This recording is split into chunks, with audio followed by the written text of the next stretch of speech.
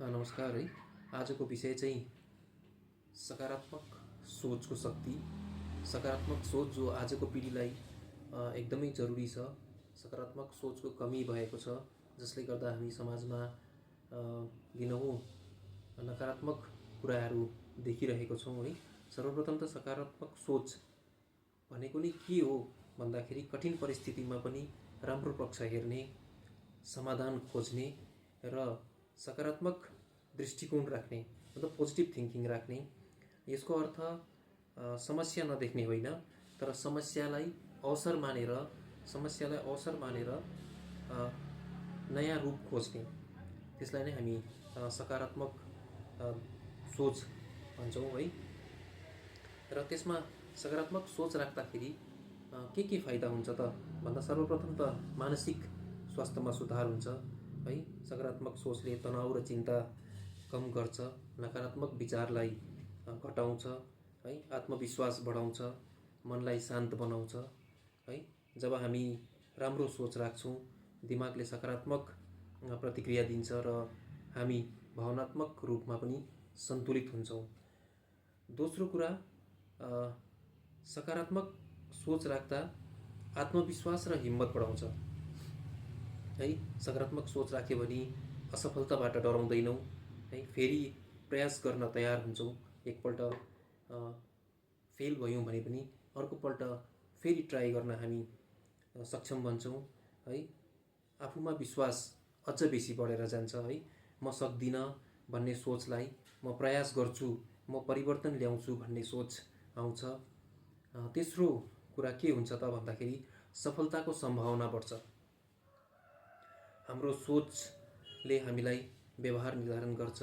यदि हामी सकारात्मक सोच राख्छौँ भने मेहनत बढ्छ हाम्रो है, ध्यान केन्द्रित हुन्छ है, लक्ष्यप्रति प्रतिबद्धता हाम्रो ज्यादा हुन जान्छ है। अन्ततः सफलताको पर्सेन्टेज बढ्छ। चौथो कुरा है, हामीले शारीरिक स्वास्थ्यमा पनि फाइदा हुन्छ है। सकारात्मक सोच हामीले राख्यौँ भने कम तनाव हुन्छ, मानसिक तनाव कम हुन्छ है। अन्त कुनै प्रकारको तनाव छ भने, कुनै प्रकारको स्वास्थ्यमा समस्या छ भने छिटो निको हुन्छ है। जीवनशैली है, स्वस्थ जीवनशैली अपनाउन सक्छौँ है।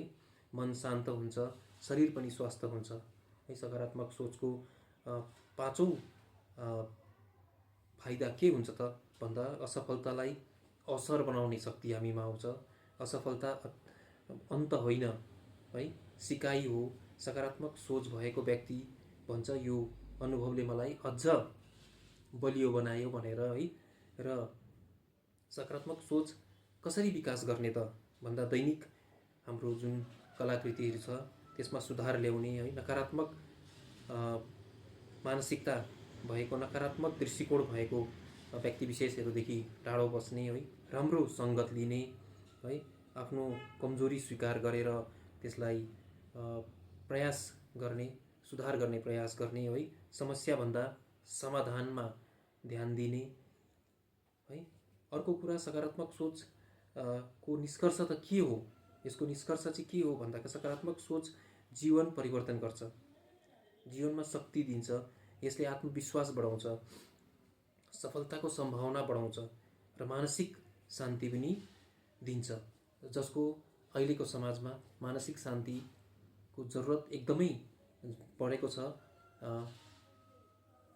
वयोवृद्ध व्यक्तिहरूलाई नभएर टिनेजको नानीहरूदेखि लिएर तलैदेखि चाहिँ यो मानसिक शान्तिको चाहिँ एकदमै जरुरी छ है। निष्कर्ष हाम्रो यही नै हो कि सकारात्मक सोच जीवन परिवर्तन गर्ने शक्ति हो। यसले आत्मविश्वास बढाउँछ, सफलताको सम्भावना बढाउँछ, मानसिक शान्ति बढाउँछ है, र तपाईको जीवनशैली राम्रो हुन्छ, सुखी हुन्छ, शान्ति ल्याउँछ जीवनमा। धन्यवाद।